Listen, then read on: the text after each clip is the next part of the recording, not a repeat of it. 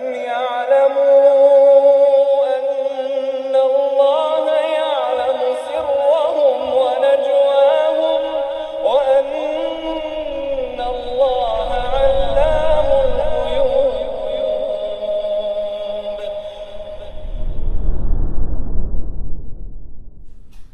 ونعوذ بالله من شرور أنفسنا وسيئات أعمالنا من يهده الله فلا مضل له ومن يضلل فلا هادي له أشهد أن لا إله إلا الله وحده لا شريك له وأشهد أن محمدا عبده ورسوله لا نبي بعده.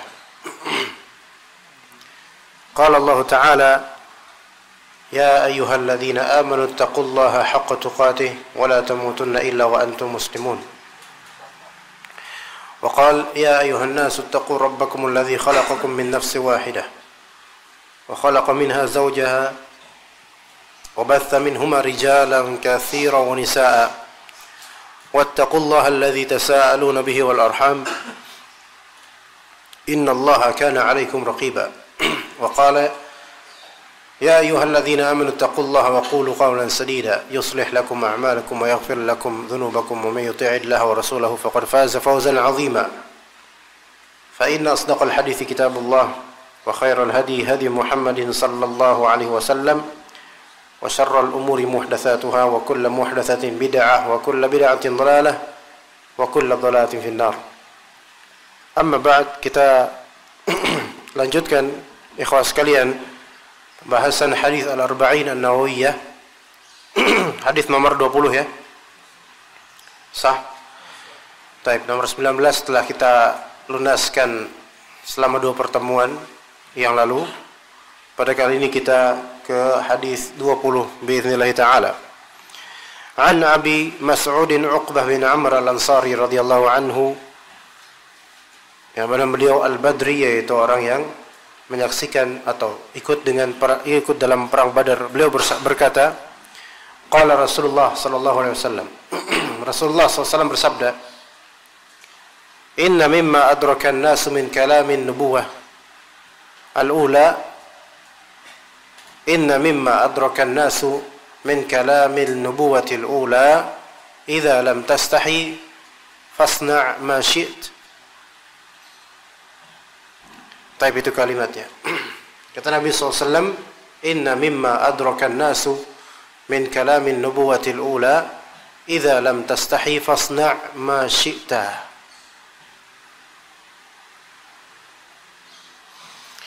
Taib, hadis ini berkaitan dengan al-haya atau rasa malu, yaitu maknanya sesungguhnya di antara yang didapatkan atau difahami oleh orang-orang dari kalam kenabian al-ula terdahulu, yaitu jika engkau tidak malu maka lakukanlah sekehendakmu. Mari kita pahami hadis ini dengan pemahaman yang lebih komprehensif insyaallah. Di sini ikhwah sekalian ada lafal idza. Ada lafal idza. Dan idza ini menunjukkan, oleh sebagian ulama mengatakan idza di sini untuk taukid, yaitu untuk menegaskan, walaupun dia tidak seperti inna, menegaskan akan apa yang patut dilakukan atau tidak. Jika idza lam tastahi, ya, atau sebelumnya inna, afwan. Ya, idza tadi adalah adatus syart, afwan. Tapi sini inna yang takkid. Akhta'tu, ya. Inna mimma adraka an-nasu min kalamin nubuwatil ula. Inna artinya sesungguhnya.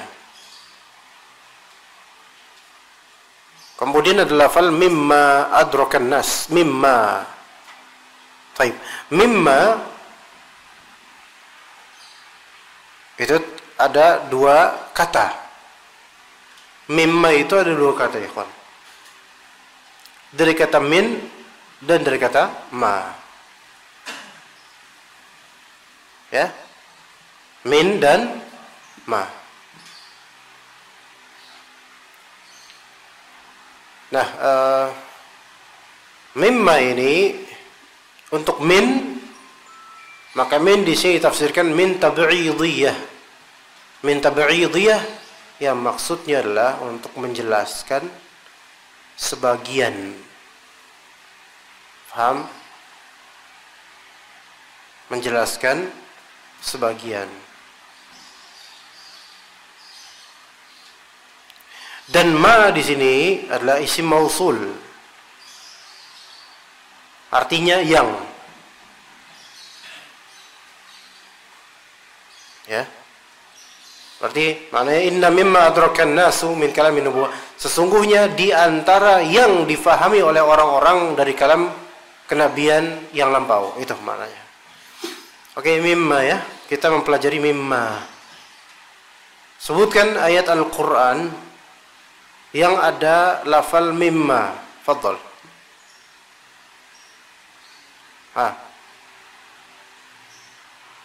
Mimma, ayo, fadhal. Yang bisa jawab satu aja. Yang bisa jawab boleh langsung kerja, nggak ikut kajian. Ayo, fadhal. Wa mimma razaqnahum yunfiqun. Apa lagi? Mimma sad. Antum gimana ya? Kayaknya enak disiram ini kayaknya. Muhawalah jayidah, usaha yang bagus. Tapi salah.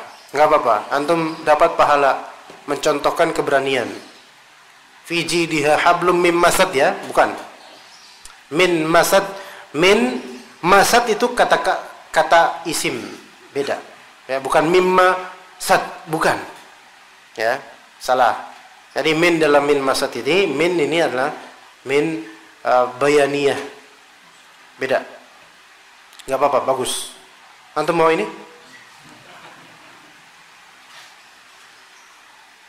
Apa lagi ya, ikhwan? Tadi wa mimma razaqnahum yunfiqun. Ini berarti ada komponen dua kata, min dan ma. Min yang tadi Anda jelaskan min apa? Min tab'idiyah untuk menerangkan sebagian.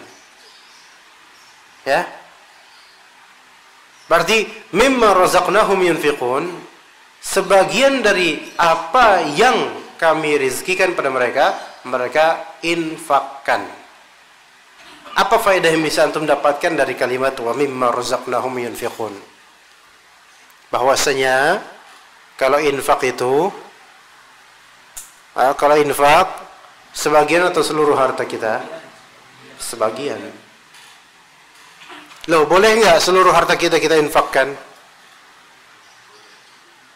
Abu Bakar radhiyallahu anhu menginfakkan seluruh hartanya. Boleh ya? Boleh? Dan Abu Bakar itu khalifah Rasid, khalifah pertama setelah Rasulullah SAW. Sementara dalam Al-Quran wa mimma razaqnahum yunfiqun. Oke. Antum paham nggak di sini? Paham, ikhwan? Teman-teman paham? Paham, Syekh? Paham? Maksud Anda paham? Paham nggak? Nggak paham? Paham nggak tuh? Belum paham? Paham? Paham? Nih. Kalimat Al-Baqarah tadi, wa mimma razaqnahum yunfiqun, dan mereka orang beriman hendaknya apa? Menyedekahkan atau infak sebagian dari harta. Berarti kan namanya sebagian enggak semua kan? Taib. Abu Bakar radhiyallahu anhu menyedekahkan seluruh dari harta beliau. Gimana? Paham enggak? Seolah-olah ada pertentangan ya. Gimana ikhwan? Juga dalam surat Al-Furqan, ketika mereka infak, tidak berlebihan, tidak pula pelit gitu. Pertanyaannya, boleh atau tidak kita menginfakkan seluruh harta kita? Boleh? Lah menyelisih Al-Quran ya. Apabila hak-hak wajibnya telah dipenuhi. menafkahi istri. Gitu ya. Jadi kalau udah dipenuhi, nafkahi semua dah. Infakin semua, sisanya kelas, nggak punya apa-apa lagi. Oke? Kemudian safar 40 hari khuruj. Ini gimana? Terus kemudian next time nggak punya duit. Karena udah habis buat infak. Sementara Allah melarang israf dalam infak. Israf itu melampaui batas, berlebihan, mubadzir dalam infak. Gimana Syekh Arif? Jangan dicari di Google. Boleh nggak? Nggak ada di kitab ini insya Allah. Boleh Pak? Apa itu? Jika infaknya tersebut tidak mendolimi atau tidak menyelisih kewajiban beliau. Sama seperti beliau. Adapun kisah Abu Bakar As-Siddiq radhiyallahu anhu, maka beliau setelah menginfakkan seluruh hartanya, beliau masih ada usaha yang lain karena beliau adalah saudagar. Nah, iya ini mendekati. Anda nggak mau bilang benar, tapi mendekati. Mendekati kebenaran. Ada poin yang di situ memang maksudnya itu benar. Jadi setelah menginfakkan itu tidak menjadikan dia mengemis atau meminta menjadi dia. Ahsan. Ini poinnya. Ini poin kedua. Ahsan, beliau telah menjabarkan 2 poin di sini. Adapun untuk yang tadi kata Syekh Arif, boleh selama kewajiban telah dipenuhi, itu belum memenuhi kriteria untuk membolehkan seseorang infak secara mutlak total seluruh hartanya. Belum memenuhi kriteria. Karena kebutuhan manusia, kebutuhan istri itu nggak bisa cuman untuk sekarang saja. Bulan depan masih ada. Makanya betul kata Andik. Ya. Jadi kita simpulkan, infak seluruh dari harta kita itu diperbolehkan dengan minimal 3 kriteria. 3 syarat. 3 syarat minimal. Pertama, dia memiliki azam dan husnuzon yang kuat. Itu yang paling pertama itu dulu, sebelum material. Dia memiliki azam dan husnuzon yang kuat. Azam itu berarti apa, ikhwan? Apa ya? Keyakinan dia. Azam untuk beramal dan azam untuk mendapatkan rezeki. Dia kuat. Jadi mohon maaf kalau misalnya mentalnya itu mental yang, mohon maaf ya, kadang-kadang sebagian orang azamnya gak kuat. Dia mental mutaradid. Mutaradid itu mau lakuin, ragu, enggak lakuin, takut nyesel gitu. Yang seperti ini enggak layak.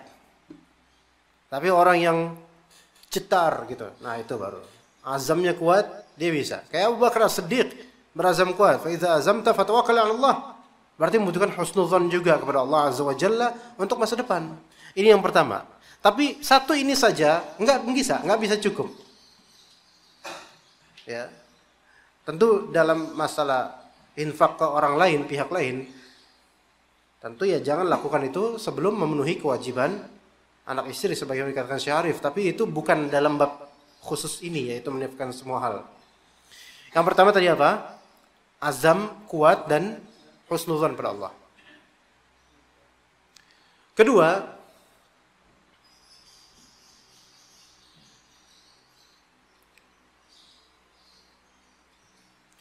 dia masih memiliki aset yang memungkinkan untuk dikembangkan.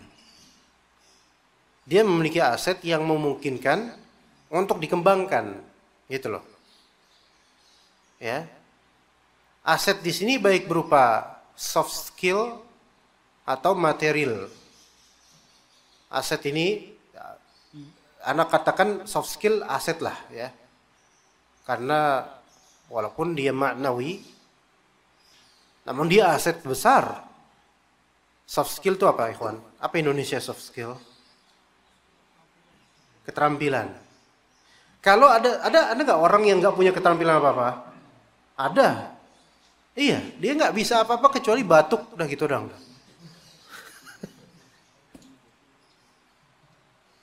Dia nggak bisa apa-apa kecuali batuk, di antara teman-teman kerjanya, dan karena ada kipas dikirim batuknya itu ke Ana.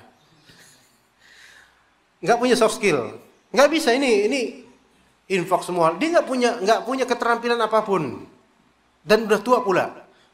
Sekarang kan kalau untuk mencari pekerja yang tua, usia 50 tahun, 60 tahun, agak susah.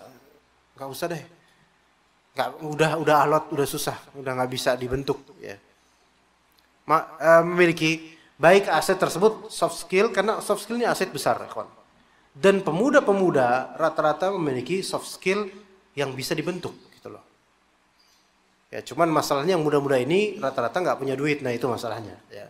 Jadi mau infak semuanya juga susah. Ya. Soft skill atau apa? Material, aset, baik berupa material ini berupa apa? Kontrakan, ya, kontrakan kebun yang bisa disewakan, enggak? Ya. Atau apapun itu yang berupa materi. Memang duitnya terkuras semua duitnya, tapi dia punya aset, baik aset investasi misalnya, atau lainnya. Jadi yang kedua apa tadi syaratnya, kawan? Masih memiliki aset yang mungkin untuk dikembangkan. Adapun aset yang tidak mungkin berkembang, nggak bisa. Apa aset yang tidak mungkin berkembang? Contohnya apa, kawan? Dia punya aset, tapi nggak bakal bisa berkembang. Apa itu? Atau mungkin tidak layak dinamakan aset kali ya? Apa contohnya? Aset yang tidak mungkin berkembang. Dia punya 10 karung besi karatan, nggak ada yang mau misalnya. Susah untuk dijual ulang, didaur ulang pun nggak ada yang mau misalnya. Maka ini nggak bisa.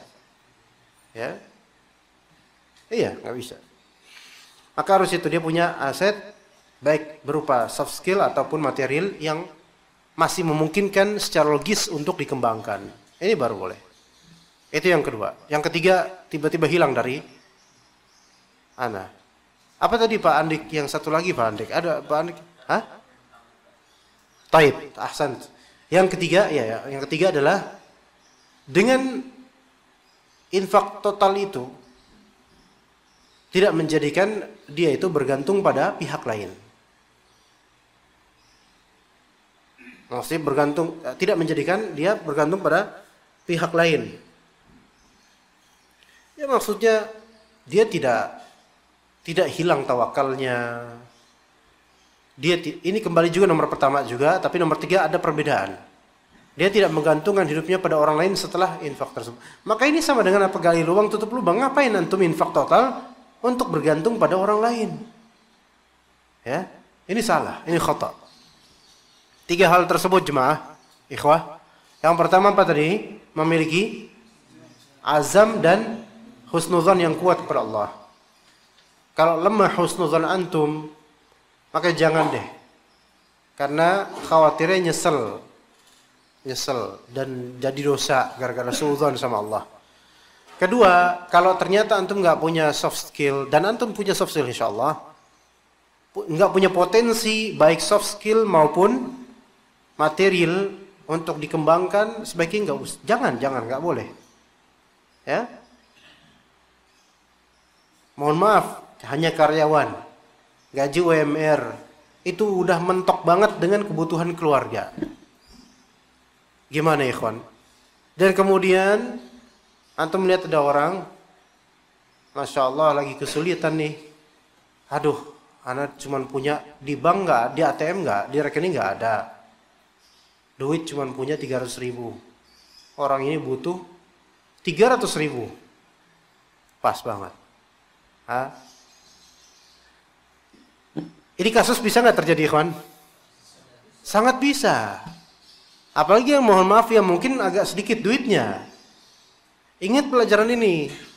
Pertimbangkan. Yang pertama apa? Antum punya azam nggak untuk beramal? Azam untuk beramal. Saya pengen beramal ini, itu. Kayak Abu Bakar gitu.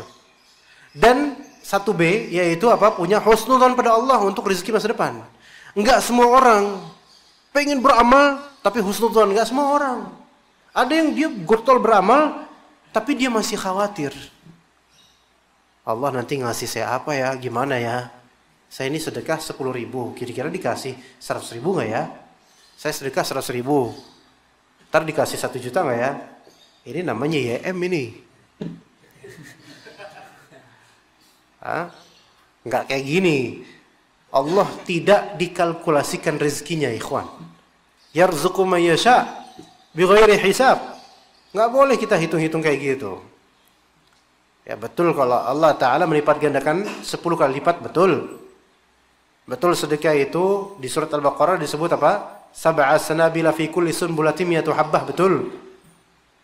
Tetapi itu bukan merupakan batasan. Bisa jadi lebih. Jadi nggak boleh dibatasi kehendak Allah Azza wa Jalla oleh logika manusia. Oke, jadi pertama ketika antum atau bahkan antum cuma punya 100.000, udah cekak-cekak ini. Ini udah cekak, terus bini juga ngomel-ngomel. 100.000 di tanggal belum tua, belum tanggal tua, tapi tua sebelum waktunya. Ya, tanggal 15 tanggal tua nggak, ikhwan? Tanggal remaja itu, ya kan? 20 udah mulai dia dewasa, ya, udah mulai keriput-keriput sedikit itu. Ya. Nah tanggal 20 ini udah cekak, uang tinggal 100.000. Ini buat makan. Dan ini pun harus diimet-imet. Ada tetangganya yang betul-betul membutuhkan biaya 100.000. Dan lebih menderita darinya. Taib, tanamkan 3 ini, coba. Pertimbangkan. Antum berazam nggak? Husnudzan sama Allah nggak akan rezeki masa depan? Kedua, apa tadi kedua, ikhwan? Antum punya potensi nggak untuk bisa menghasilkan berikutnya, untuk kebutuhan berikutnya? Punya potensi nggak? Baik potensi itu berupa soft skill atau material. Soft skill itu kan banyak ya. Antum bisa menjajakan misalnya Mas Agah. Nah beliau kan jualan kopi jenggot kopi. Antum jual kopinya, jangan jenggotnya, ya. Mas, boleh nggak jadi marketer? Jangan reseller. Kalau reseller antum beli putus nggak punya duit. Marketer. Boleh, fadol. Antum punya skill dagang yang bagus. Ya. Maka ini boleh. Baru boleh. Tapi yang ketiga kemudian apa? Setelah infak total itu, jangan kemudian malah justru apa? Antum bergantung pada orang lain. Bahkan pada mertua atau orang tua. Jangan. Jadi pertimbangkan kalau mau menghabiskan uang untuk infak. Bisa menjadi haram kalau 3 ini tidak terpenuhi. Pertimbangkan ini jemaah sekalian. Ya. Begitu ya. Kenapa sampai situ? Wa mimma razaqnahum yunfiqun. Sebenarnya itu bukan pembahasan kita, ya ikhwan. Anda nggak kepikiran sama sekali sampai situ. Tapi nggak apa-apa, berfaedah nggak kira-kira? Berfaedah. Nanti kalau antum cekak, baru antum tahu ilmu ini berarti banget gitu. Wa mimma razaqnahum yunfiqun, min itu sebagian. Jadi infak itu sebagian harta, jangan semuanya. Ma yaitu dari apa yang kami rizkikan mereka infakkan. Kata Nabi SAW, inna mimma adrakan nasu min kalamin nubuwatil ula. Sesungguhnya di antara yang dipahami oleh orang-orang dari kalam kenabian al-ula. Al-ula maknanya as-sabiq. Al-ula di sini maknanya as-sabiq, yaitu yang lampau. Ya, yang lampau. Jadi inna mimma adrakan nasu min kalamin nubuwati as-sabiqah. Al-ula as-sabiqah. Ya, yaitu yang lampau sebelum Nabi Muhammad. Ini menunjukkan bahwasanya kalimat berikut yaitu idza lam tastahi fasna' ma syi'ta itu sudah ada sejak zaman nabi-nabi sebelum Nabi Muhammad sallallahu alaihi wasallam. Paham di sini, ikhwan?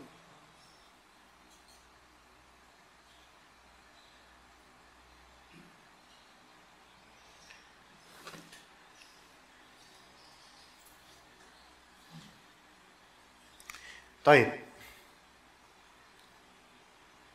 Kata Allah Subhanahu wa taala, "Walal akhiratu khairul laka minal ula." Walal akhiratu khairul laka minal ula. Betul enggak kalimat itu? Surat apa itu?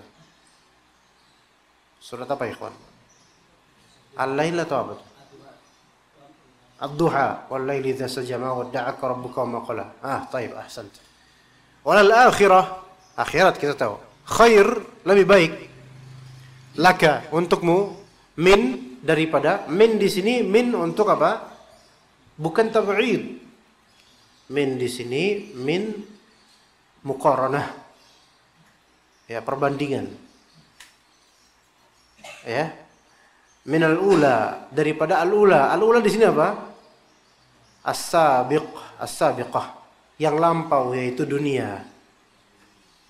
Dari sini al-ula as-sabiqah, adapun akhirat al-lahiqah. Jadi as-sabiqah itu yang lampau, al-lahiqah yang kemudian. Ya. Itu makna al-ula as-sabiqah, lampau. Ya, jadi di antara yang dipahami oleh banyak manusia dari kalam para nabi terdahulu adalah idza lam tastahi fasna' ma syi'ta. Ayo kita terjemahkan. Idza artinya apa? Jika. Lam tidak. Tastahi malu. Dari kata istahya, yastahi.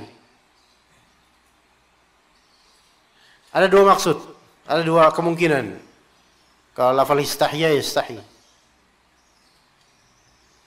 Kata Allah Azza wa Jalla, yudhabbihuna abna'ahum wa yastahyuna nisa'ahum. Kelakuan siapa itu? Fir'aun dan bala tentaranya. Mereka di zaman Nabi Musa hidup. Ini karena mimpi ya. Jadi Fir'aun itu bermimpi ya. Fir'aun itu asli mana? Asli mana Fir'aun? Mesir ya? Kibti asli itu. Sama orang Mesir asli. Ya. Sedangkan Nabi Musa dan kaumnya itu asli mana? Semarang. Ana tadi dengar Semarang loh padahal. Parah itu. Kok Semarang tuh loh? Semarang mana? Bawen, Mas. Hah?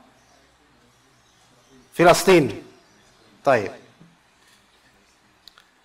Itu kalau dari Semarang udah ada kuburan keramatnya kali itu sekarang. Taib. Jadi bukan penduduk Mesir asli. Nabi Musa dan kaumnya, mereka Bani Israel. Wajah Bani Israel dengan wajah orang Mesir asli berbeda. Makanya pas Bani Israel orang-orang Bani Israel, Nabi Musa dan kaumnya ke Mesir, ya beda, kelihatan mana yang Bani Israel, mana yang Qibti. Gitu ya.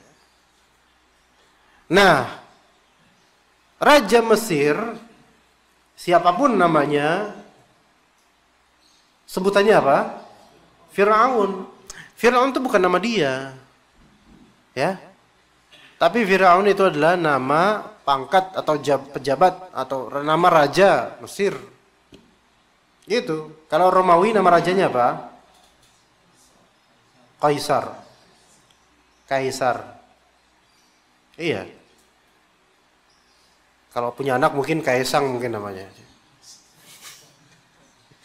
Anaknya Sultan. Kalau Persia apa? Kisra.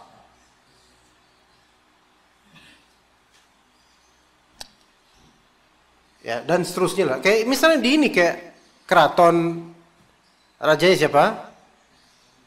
Sri Sultan apa? Sri Sultan. Ya. Kalau Sunda Empire rajanya siapa? Ade, Rangga. Iya. Iya, ditambah K main jadi Keranggan itu. Iya. Sanaan dikit Cibubur, ya. Jadi itu nama-nama raja, nama-nama sebutan ya, julukan raja. Nah, kemudian mimpilah itu Fir'aun. Bakal diobrak-abrik sama seorang pria, laki-laki, kelahiran dari Bani Israel ini, yang ada di tanahnya Fir'aun. Bakal hancur kerajaannya. Masya Allah. Maka berkiblat pada mimpi tersebut langsung panik Firaun. Itulah ahlu dunia, panik mereka dengan dunia mereka. Padahal itu baru spekulasi aja. Tapi Allah Ta'ala fa'alu lima yurid. Akhirnya ditentukan oleh Firaun apa? Sembelihlah yang lahir dari Bani Israel untuk anak laki-laki. Anak laki-laki, bayi laki-laki yang lahir dari perut Bani Israel. Sembelih. Bunuh dia langsung. Di tempat. Real time, on time, langsung. Pokoknya kalau kan pasukan kan ada yang kerjaannya menyapu jalan, apa namanya? Bukan menyapu jalan, apa namanya? Sweeping. Ya menyapu lah, apalagi. Sweeping. Ya. Kalau sweeping dimasukin ke sini, ya. Nah, patroli, namanya patroli. Maka ketika patroli, misalnya kalau terdengar dari bilik rumah salah satu Bani Israel, ada suara bayi, langsung mereka gerebek. Dilihat kelaminnya, ini laki-laki atau perempuan. Kalau bayi laki-laki, langsung mereka gorok di tempat, di depan ibunya langsung. Kalau bayi perempuan, mereka diamkan. Makanya, yudzabbihuna abna'ahum, mereka menyembelih anak-anak Bani Israel yang laki-laki, abna, anak laki-laki. Wa yastahyuna nisa'ahum, dan mereka yastahyun artinya membiarkan hidup-hidup anak-anak perempuan mereka. Gitu. Nah, sekarang kembali ke hadis. Idza lam tastahi fasna' ma syi'ta. Idza lam tastahi, kalau kamu tidak apa? Tidak malu atau tidak membiarkan hidup-hidup? Tidak malu. Maka istahya yastahya ada dua makna. Imam maknanya membiarkan hidup-hidup, imam maknanya malu. Nah, yang dimaksud di hadis ini adalah malu. Jadi jangan, jika kamu tidak membiarkan hidup-hidup, maka berlakulah sesukamu. Enggak nyambung itu, apa artinya? Jadi dalam tastahi di sini artinya malu. Di ayat Al-Quran, innallaha la yastahi ayyadriba mathalan ma ba'udatan fama fawqaha. Sesungguhnya Allah Ta'ala tidak malu untuk memberi permisalan seperti ba'udah. Apa ba'udah? Nyamuk. Ya.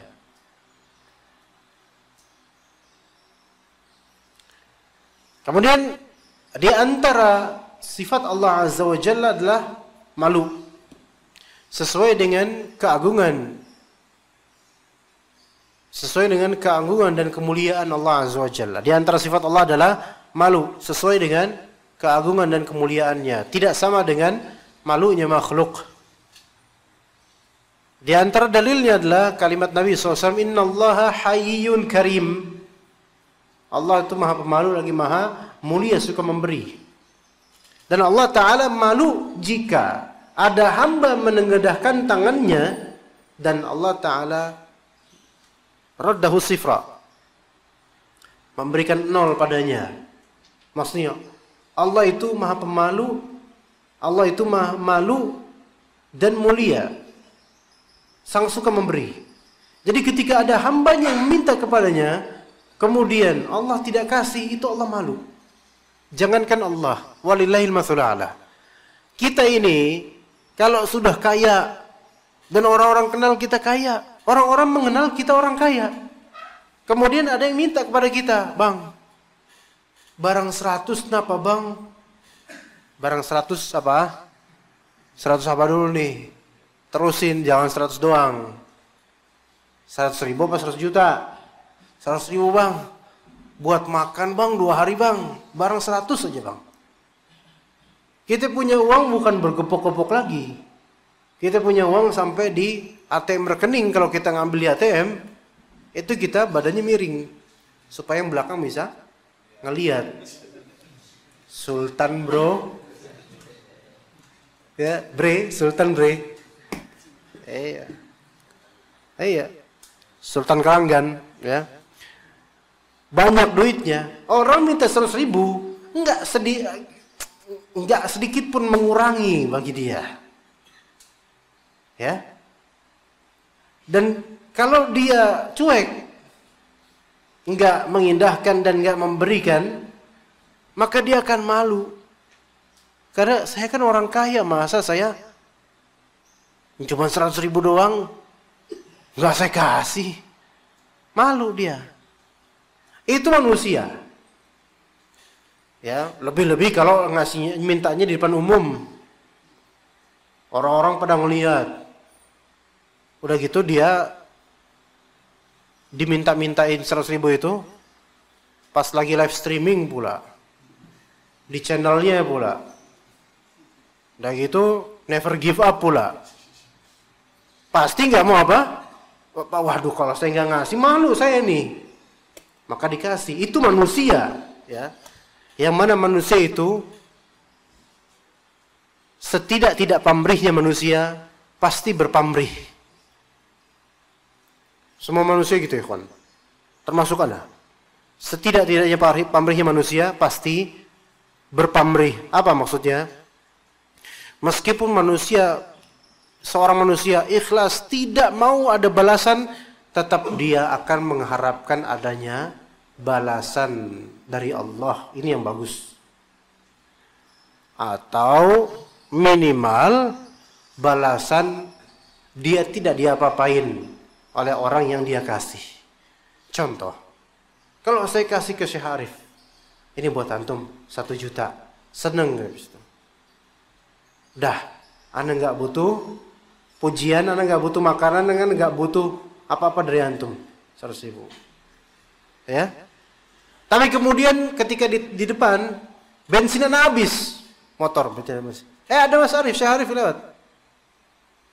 Hah? Lewat, nanya, ada apaan Ustaz? Bensin Anda habis nih. Oh, gitu doang kan dia. Oh, gitu. Ya. Oh, habis itu berlalu pergi. Udah, oh gitu. Udah. Kira-kira apa perasaan Anda, ikhwan? Pasti keinget enggak tadi Anda kasih 1 juta? Apa? Langsung kan mencak-mencak mungkin di hati Anda, mungkin wajah Anda senyum. Hati ini udah berkobar ini, isi laknat doang ini. Dasar murid kurang ajar. Awas lo. Lihat lo besok. Ya.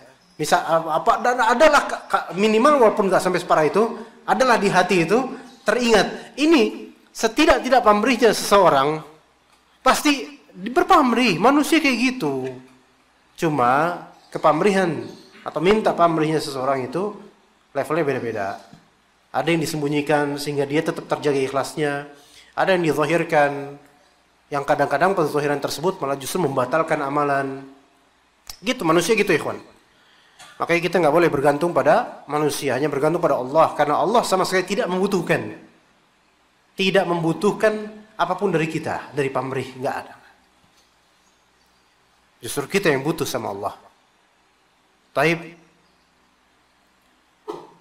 Dan Allah Ta'ala malu kalau misalnya hambanya ini udah minta sama dia, sama Allah Ar-Razzaq Al-Ghani Al-Hamid, tapi Allah Subhanahu wa taala tidak ngasih. Malu. Allah Azza wa Jalla, itulah Allah, dialah Allah. Itulah Allah yang kita kenal. Hanya saja kalau kita udah doa banyak, kok kayaknya belum dijawab. Ya, ini yang disebut istibta'ul ijabah. Merasa kok jawaban ini lamban sekali atau enggak dijawab-jawab. Maka posibilitas itu banyak. Ya. Yang wajib kita terapkan kalau dalam keadaan seperti itu, satu husnudzon sama Allah. 2, suudzon pada diri kita. Boleh jadi awaqib, hawajib dan mawani' pencegah doa itu ada pada diri kita sendiri, bukan dari Allah, tapi dari kita sendiri karena maksiat, harta haram, bisa. Ya. Begitu. Baik. Idza lam tastahi fasna' ma syi'ta. Kalau engkau tidak malu, maka if'al, buatlah ma syi'ta, sesuka engkau. Kalimat idza lam tastahi fasna' ma syi'ta ini ada 2 pemahaman terhadap kalimat ini dan dua-duanya sahih. Pemahaman pertama, pemahaman khabari, Yang kedua, pemahaman insya'i. Yang pertama apa? Apa tadi? Anak kayak dengar suara sesuatu. Hah? Ada yang mengeong atau apa tuh? Antum dengar gak? Dengar? Apa? Ringtone dah? Meja. Oh, Masya Allah. Enggak mungkin ada jin yang ikut kemudian ingin tampil atau gimana. Pemahaman pertama pemahaman khabari, pemahaman kedua pemahaman insya'i. Ini masuk ke dalam ilmu balaghah dan usul fiqih. Pemahaman khabari yaitu menganggap kalimat ini statement. Bentuknya statement afirmatif. Nih, anak kasih tahu. Bedanya khabar dengan insya. Khabar itu adalah suatu kalimat yang memungkinkan untuk didustakan atau dibenarkan, itu khabar. Contoh, ini Ibu Budi, ini khabar atau insya? Khabar bisa diiyakan, bisa disalahkan. Ya, gitu kan? Antum ganteng, ini khabar bukan? Bisa diiyakan, bisa didustakan. Yang lebih benar didustakan kok ini. Ya. Tapi kalau misalnya, jika kamu ganteng, maka bekerjalah. Ini khabar atau insya? Insya. Iya. Jika kamu ganteng, bekerja dong. Ini insya, bukan mengkhabarkan sesuatu. Kalau kalimat begini, orang yang ganteng adalah orang yang rajin bekerja. Ini khabar atau insya? Khabar, mengkhabarkan. Faham di sini, kawan? Antum sudah paham belum? Ini khabar atau insya? Insya. Pertanyaan, kalimat seru, kalimat syarat. Jika kamu begini maka begini. Ini semua insya secara sighah. Adapun khabar itu bahasa kitanya statement, pernyataan atau afirmatif, kalimat afirmatif. Ini Ibu Budi, itu Ibu Budi. Di manakah Budi? Gitu ya. Ini Ibu Budi, khabar. Itu tadi saya ngomong apa? Ini Ibu Budi, itu Bapak Budi, khabar. Di manakah Budi? Insya. Jika kamu adalah Budi, muncullah, hadir. Itu udah kayak ini anjing aja ya. Maka ini insya. Ya. Baik. Pemahaman khabari terhadap hadis ini.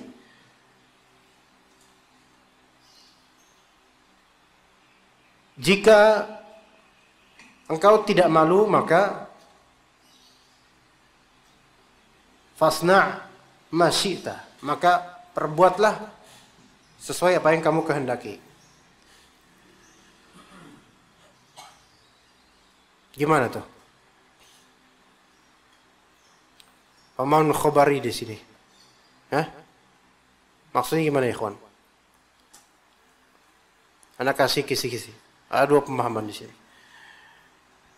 Yang pertama untuk mencela, yang kedua untuk membolehkan. Tafadhol, siapa yang bisa jawab? Memahami kalimat idza lam tastahi fasna' ma syi'ta. Yang pertama, maksudnya pemahaman pertama terhadap kalimat ini untuk mencela. Yang kedua untuk membolehkan. Fadhol.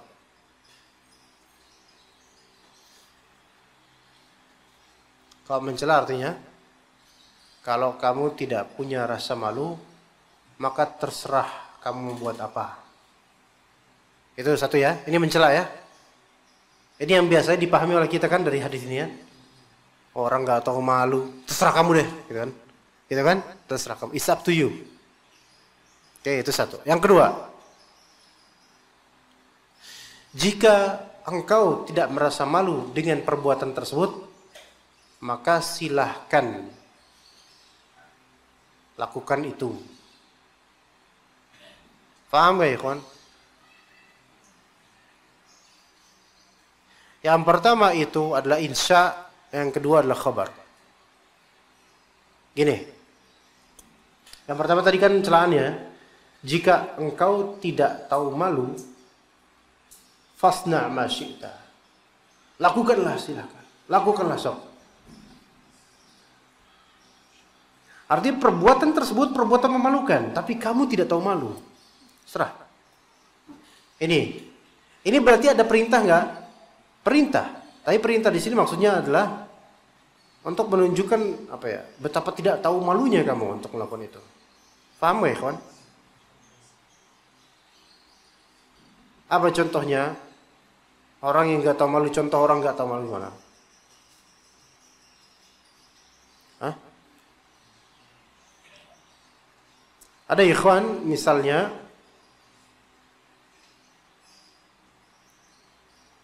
nyukur jenggot ya, di soft apa, dikerok,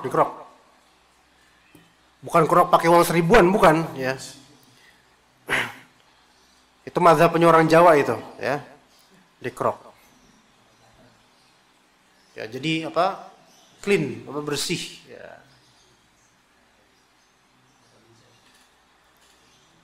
Sebelum dia ngerok, teman-teman yang lihat, ya akhi, antum mau ngerok ini jenggot, ya? Loh, antum kan udah ngaji. Iya, emang apa? Kan antum tahu itu hukumnya haram. Rasulullah SAW memerintahkan untuk membiarkan jenggot. Kok masalah khilafiyah? Ya akhi, taqillah, antum jangan kayak gitulah. Antum percuma dong nanti ngaji kalau antum nggak amalkan. Udahlah, kata dia. Udah bukan urusan antum. Lakum dinukum waliyadin gitu. Udah kayak orang kafir kita digituin. Ya udah kita bilang apa? Ini orang isin ya wes, sakarep wes. Wes mati kubur dewe. Ya, apa artinya itu? Kalau misalnya udah kamu nggak malu, udah terserah kamu aja deh. Ya. Ini berarti seolah-olah memerintahkan dia melakukan itu, padahal maksudnya adalah mencelaknya. Ini berarti masuk ke dalam yang tadi apa? Insya'i. Yang kedua masuk ke khobari, yaitu apa? Nih, perbuatan. Jika perbuatan tersebut tidak menjadikanmu malu, maka perbuatan tersebut layak untuk kamu lakukan. Ini khobari. Ini maknanya. Maksudnya maknanya insya'i juga sih sebenarnya. Jika perbuatan tersebut tidak membuatmu malu, maka tafadhal, silahkan lakukan. Ini bukan celaan, tapi pembolehan. Ngerti nggak? Ustadz kibar. Apa arti kibar, ikhwan? Enggak, terkenal masyhur. Kibar itu besar.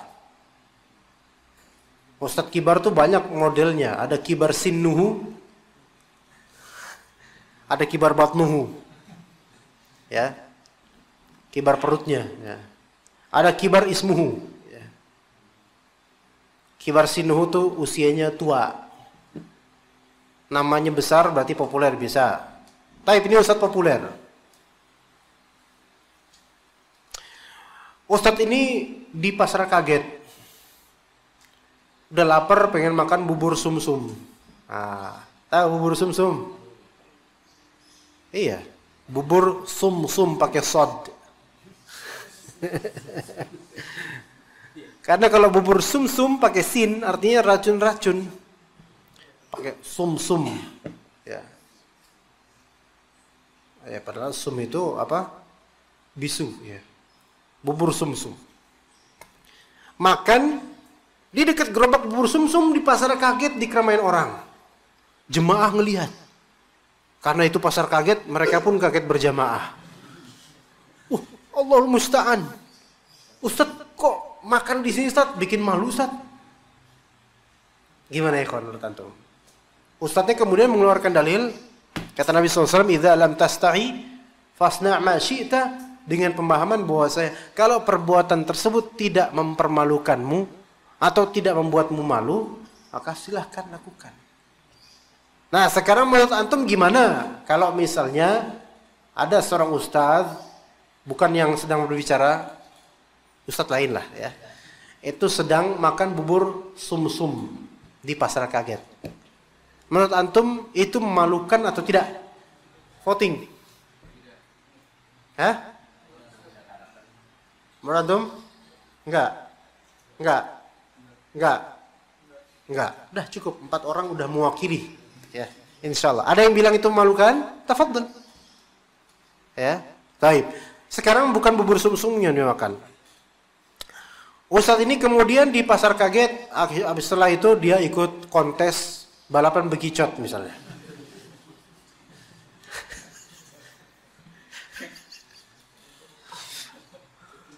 Atau balapan keong.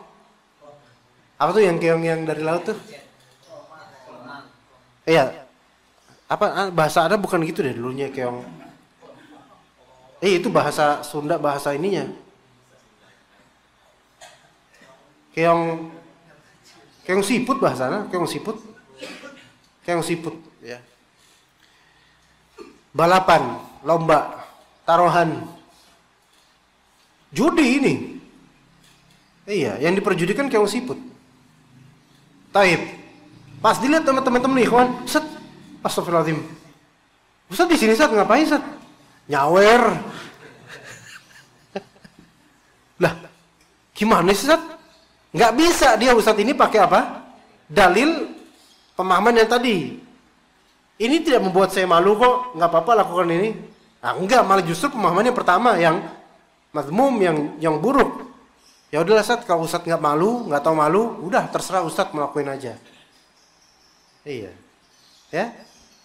Pak Haji, dipanggil sama orang-orang Pak Haji, memang udah haji, pakai peci, ada dangdutan, kondangan. Dia ikutan nyawer. Ini masuk ke pemahaman mana nih harusnya ini? Yang mencelanya nggak tahu malu, gitu ya?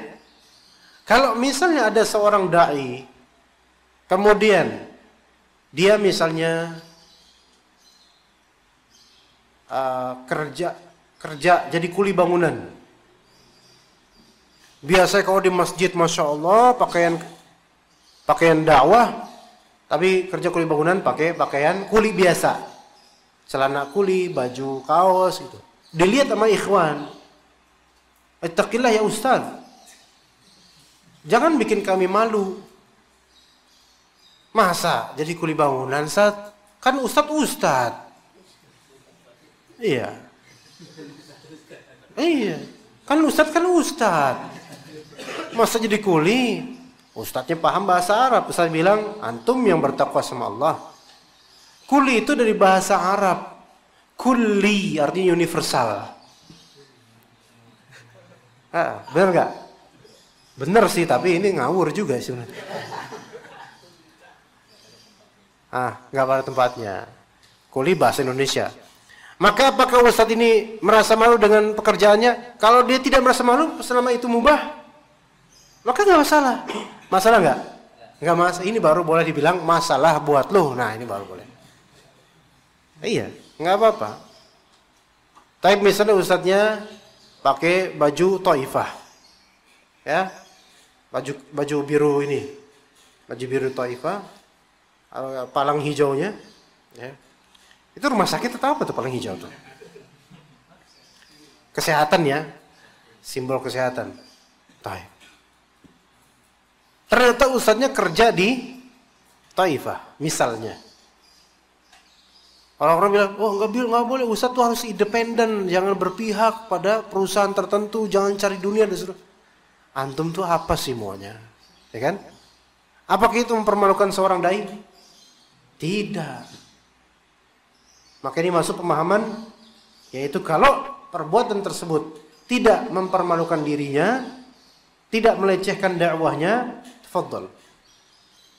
Maka hadis ini jemaah, ini mungkin ada yang baru tahu ya. Hadis ini tidak selamanya dipahami terserah kamu kalau nggak tahu malu, nggak mesti gitu memahaminya.